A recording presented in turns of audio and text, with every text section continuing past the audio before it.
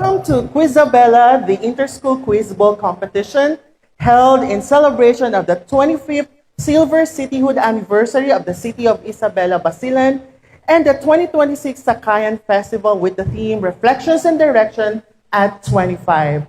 No more is this more relevant and more concrete than this afternoon's competition.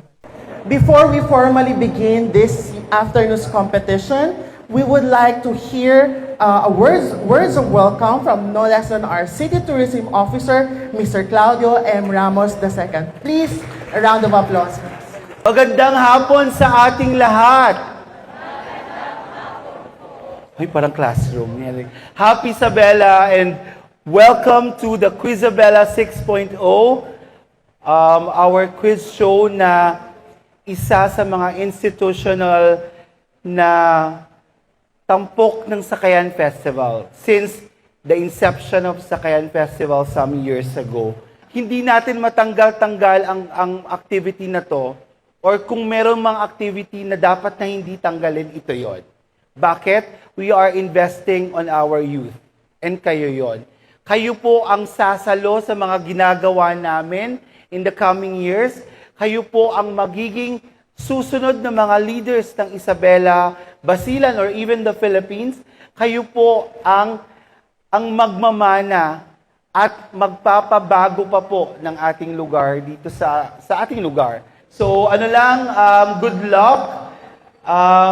We wish you all the best and let's have fun. Alam ko it's a competition, pero hindi naman pwedeng magsigawan tayo dito kung may mga technicalities. So let's enjoy the afternoon and let's make sure that again we carry on the sportsmanship in this Quizabella 6.0. Again and again on behalf of the LGU of Isabela de Basilan, in synergy with DepEd Isabela City Schools Division and the powerful synergy of the Isabela City Tourism and the City Information Office. We are very happy and we are very, very, very grateful for the support and your attendance and participation this afternoon. Maraming salamat. Muchísimas gracias. Dagang salamat magsukol. Thank you. Okay, now we shall introduce the participants for Quizabella 2026. This is a very exciting, it's the 5th year of the Quizabella competition, and as you see on my left is the perpetual trophy. It was first given in 2021, and the first champion was Baluno National High School. Okay, and last year's champion is Malamawi National High School. Oh, no pressure, I mentioned your schools. But anyway, it's all good because what awaits our winners this afternoon? Okay? So the third placer will receive 12,000 pesos. Okay? Second prize is 15,000 pesos. Okay? And the first prize is 20,000 pesos for this year's Quizabella champions. A round of applause for the prizes awaiting for everyone. And of course, we will also give 3,000 pesos as consolation prizes for everyone who joined in this afternoon's competition. Okay, without further ado, let us know our participants.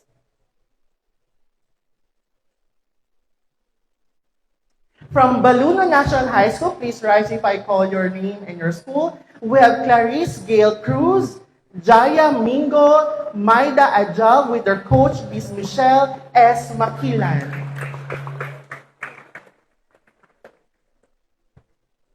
From Baluno National High School, from Basilan National High School, we have Muhammad Iqbal Satar, Shalini Jara Latif, Mary Rose Patricio with their coach, Mr. Mark Vincent Zar Balber. Welcome. Happy Isabela, welcome. From Begang National High School, we have Kathleen Jillian Pastrana, Jehan Baines Pioquento, Heinz Clint Macasinag with their coach, Mr. Raymond Belandres.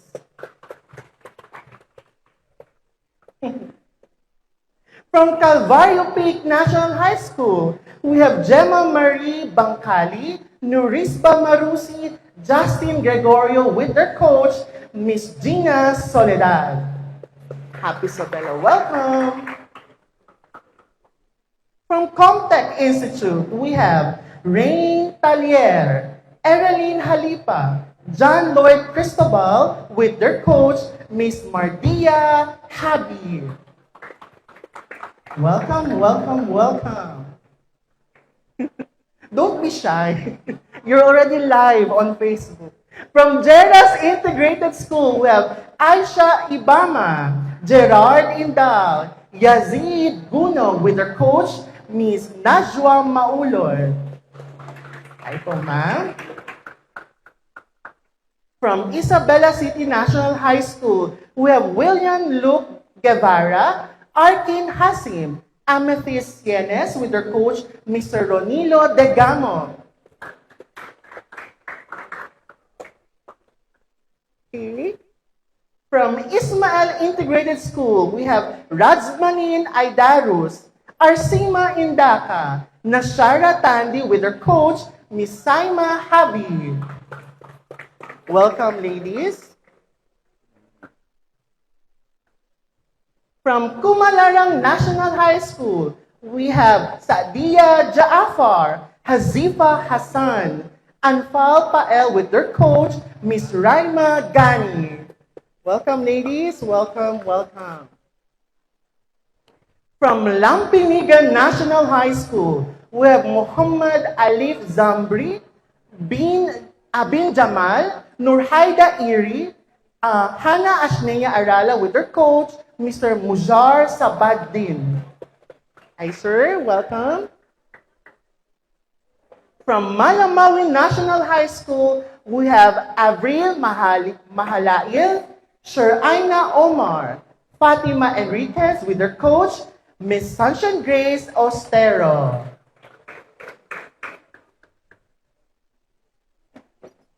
Guys, it's actually a video, so you can say hi. No? It's not a photo. From Corban Institute, we have Marjorie Anami, Jashim Amerin, Angela Elvina with her coach, Miss Felian Oliveros. From Tandung Ahas National High School, we have Rihanna Cubico, Jana Balang, Meraz Nahamis, with their coach, Miss Apeline Calminero.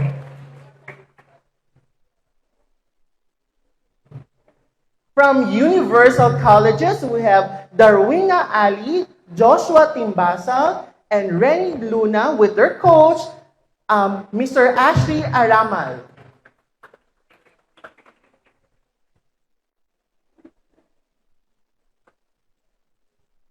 Okay, so again, a round of applause for our contestants. All right, you can breathe in, breathe out, inhale, exhale, say your little prayer.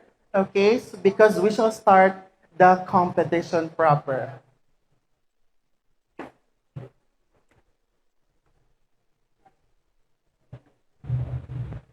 All right, are you ready?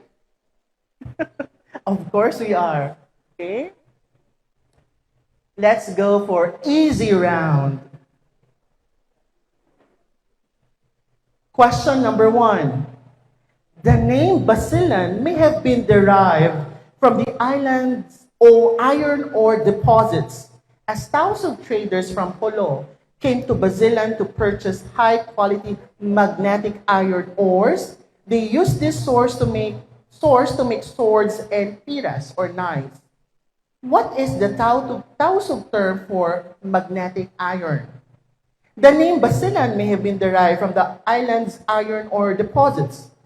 Tausug traders from Jolo came to Basilan to purchase high-quality magnetic iron ores, which they use as swords to make swords and tiras or knives.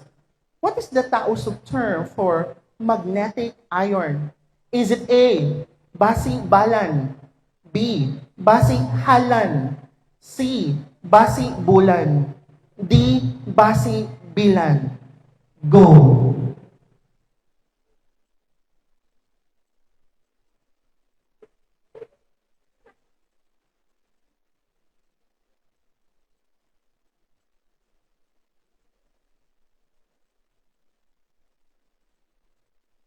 Time's up. Answer boards up, please. The correct answer is letter A, Basikbalan. Everybody got the correct answer. Very good.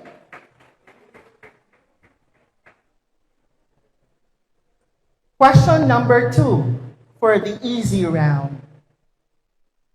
The Parao, a traditional outrigger boat used by the Bajaus in Isabela City for fishing, is made of 3 essential components. What are these 3 key parts? The Parao, a traditional outrigger boat used by the Bajaus in Isabela City for fishing, is made of 3 essential components. What are these 3 key parts? Is it A, balsa, tali, timon? B, bangka, katig, layag? C, bangka, sagwan, timon? D, balsa, pala, lambat? Go!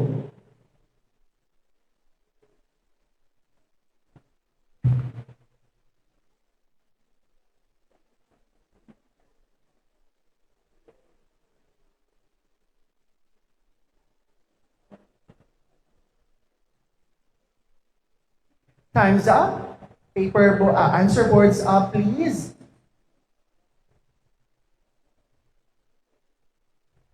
The correct answer is letter B, bangka, katig, layag. Okay? Everybody, is that X? Okay, everybody got the correct answer. Very good.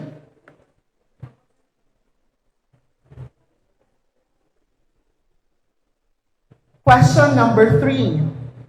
In the context of Isabela City's rich colonial history, what Spanish-era structure constructed in 1879 as a medical refuge for wounded soldiers and later used for isolating individuals with leprosy before being sent to Culion, Palawan, once stood in front of what is now James Walter Strong Boulevard?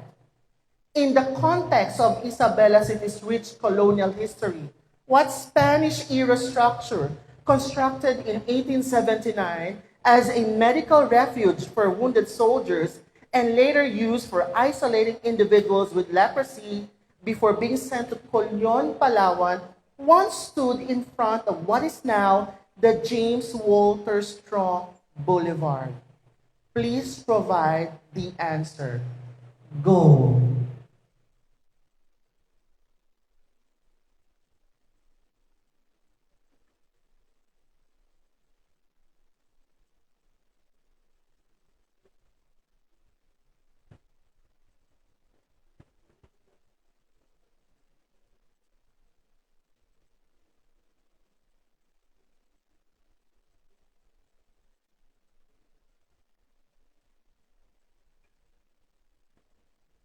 Time's up. Answer boards up, please. The correct answer is Floating Naval Hospital. Malamawi National High School, correct. Isabela City National High School, correct. Universal, I could not, sorry. What school is that? Calvario Peak National High School, correct. Who else? Okay, so those are the only schools that got the correct answer. I'm sorry we could not accept that. Basta National High School. It's Floating Naval Hospital.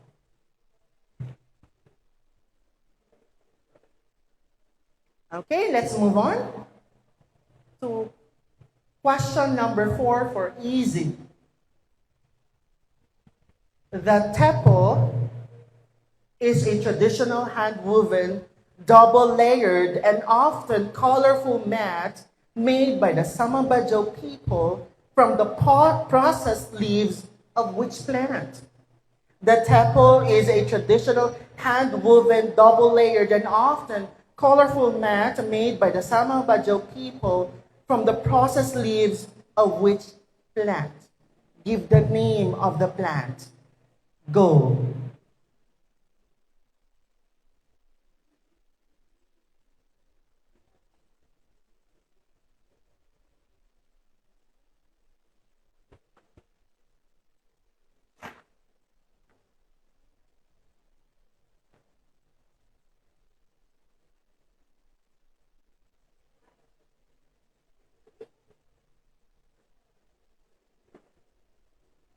Time's up. Answer boards up, please. All right. The correct answer is pandan or dwarf pandan. Okay, Isabela City National High School, correct. Lampinigan National High School, correct. Tandung Ahas National High School, correct. Universal Colleges, correct. Basilan National High School, correct.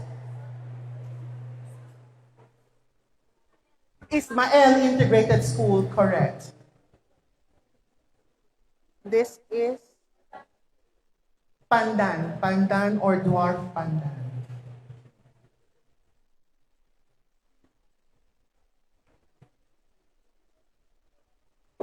All right, let's move to the next question. Question number 5.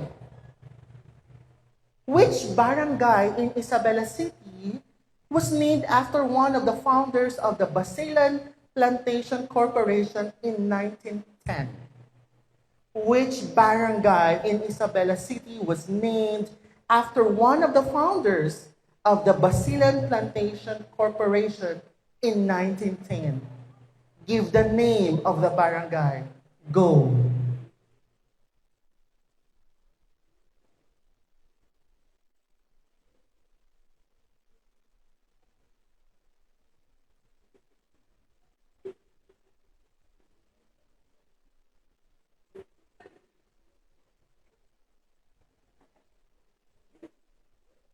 The name of the barangay.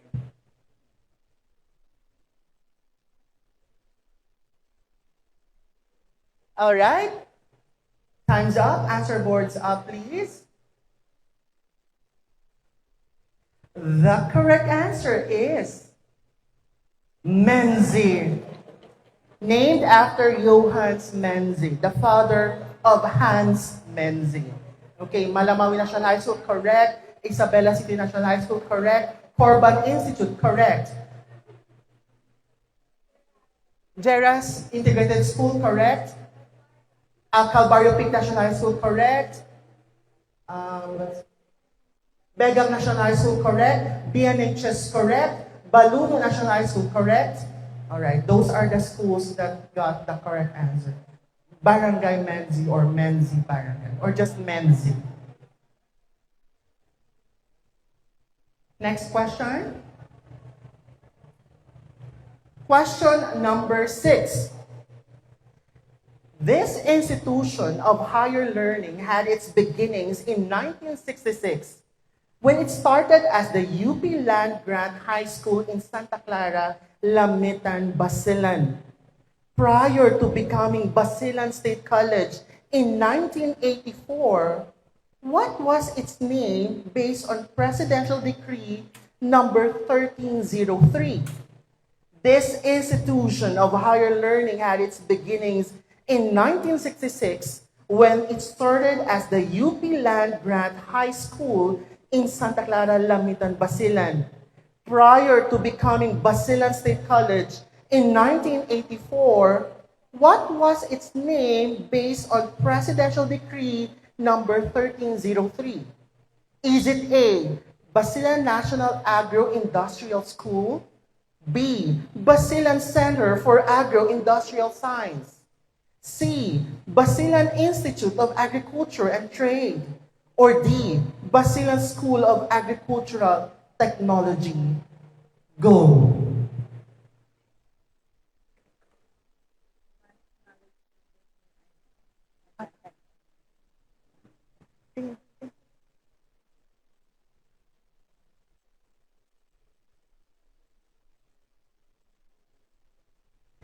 Time's up. Okay, paper boards. Answer boards up, please. Okay. The correct answer is letter A. Basilan National Agro-Industrial School.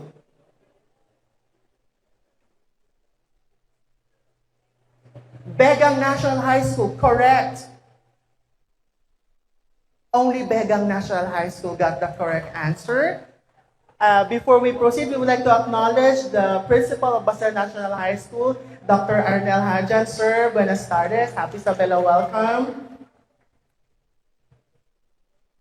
Okay, let's proceed.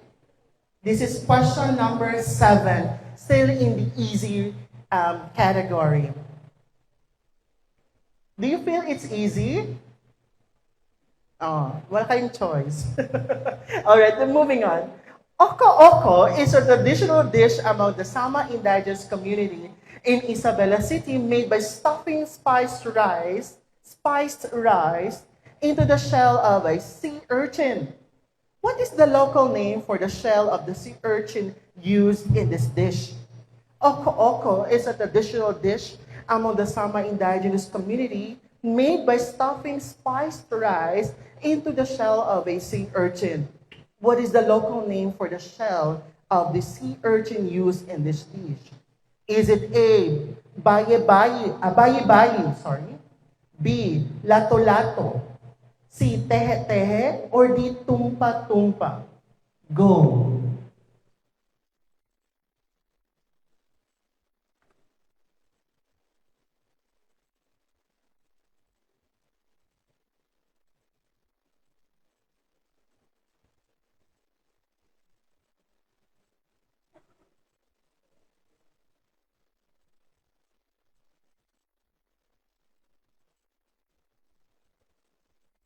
Time's up. Answer board's up. The correct answer is letters C, tehe-tehe. Okay. Malamawi National High School, correct? Is only Begang National High School got wrong. So everybody got it right except Begang National High School.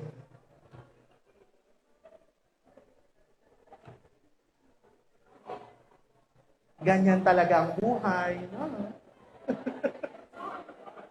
Okay. Let's move on. Question number 8. Jairula Ambali Jaitula is an Isabeleño Olympian earned the title Aquaman of Mindanao during his prime. At which Olympics did he first make his appearance? Did he make his first appearance? Sorry. Jairula Ambali Jaitula is an Isabeleño Olympian who earned the title Aquaman of Mindanao during his prime. At which Olympics did he make his first appearance? Is it A, the 1972 Munich Olympics, B, 1976 Montreal Olympics, letter C, 1984 Los Angeles Olympics, or 1988 Seoul Olympics for letter D? Go.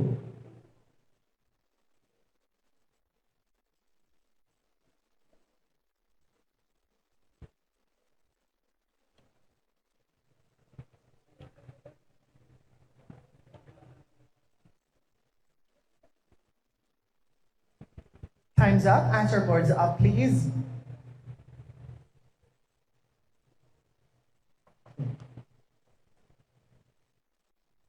The correct answer is letter A, 1972 Munich Olympics. This Malamawi National High School, correct. Universal Colleges, correct. Begang National High School, correct. BNHS, correct. That is Ismael Integrated School, correct. Corban Institute, correct. So he made 2 Olympic appearances. 1972 was his first. The second was the 1984 Los Angeles Olympics. Next question, please. Okay. Since 2019, the city government of Isabela has implemented a flagship economic program designed to provide women and micro entrepreneurs with access to seed capital. This initiative specifically aims to protect residents from the high interest rates of informal lenders or loan sharks by offering interest-free or low-interest credit for their small businesses. Which of the following is the official name of this program?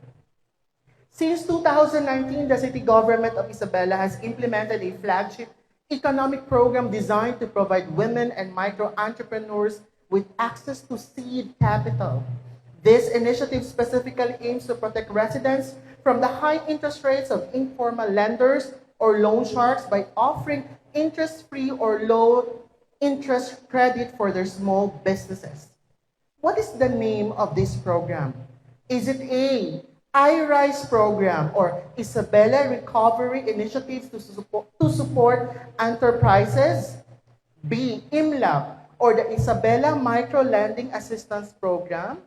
Letter C, Go Isabela Caravan or Good Governance Training Initiative?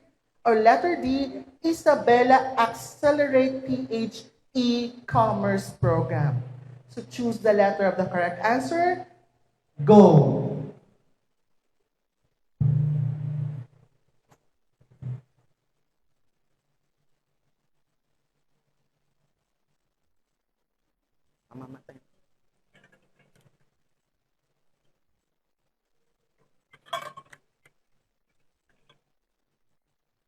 Time's up. Answer boards up, please. The correct answer is letter B, IMLAP, or the Isabela Microlending Assistance Program. Isabela City National High School, correct. Universal Colleges, correct. Begang National High School, correct. Tandung Ahas National High School, correct. Calvario Peak National High School, correct. Jeras Integrated School, correct. Pumalarang National High School, correct.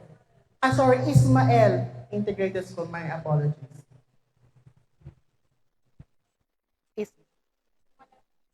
Pumalarang, correct, right? Pumalarang, correct, and Integrated School. Ismael Integrated School. Okay. Next question. Question number 10. Before we proceed to average, the first set of officials of the city of Isabela was elected during which Philippine general election? Is it A, May 10, 2001? Letter B, May 12, 2001? Letter C, May 14, 2001? Or letter D, May 16, 2001? The first set of officials of the city of Isabela was elected during which Philippine general election? A, May 10, 2001? B, May 12, 2001? Letter C, May 14, 2001? Or letter D, May 16, 2001? Go.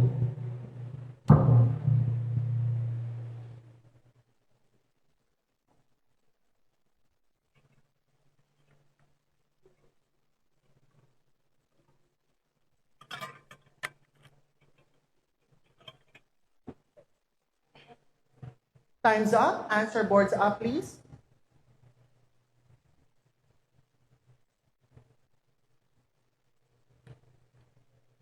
The correct answer is letter C, May 14, 2001. Nobody got the correct answer. And that wraps up the easy round for this year's Quizabella Inter-School Competition. Before we proceed to average round, let's go to the scoreboard and update ourselves with who's leading. Okay, Banludo National High School has 4 points. Basilan National High School has 6 points. Begang National High School with 5. Calvario Peak National High School with 6. Comtech Institute has 3. Jeras Integrated School has 4. And I think leading so far is Isabela City National High School with 8 points. Ismael Integrated School with 5, Pumalarang National High School and Lampinga National High School, each with 4 points. And then Malamawi National High School was at 6 points, Tandung Ahas National High School, Corban Institute and Universal Colleges, each with 5 points. Okay.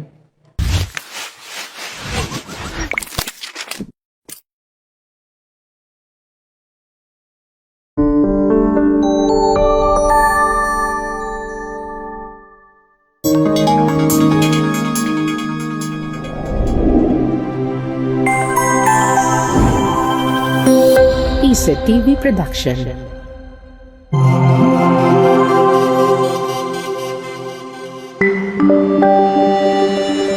Your only island TV channel.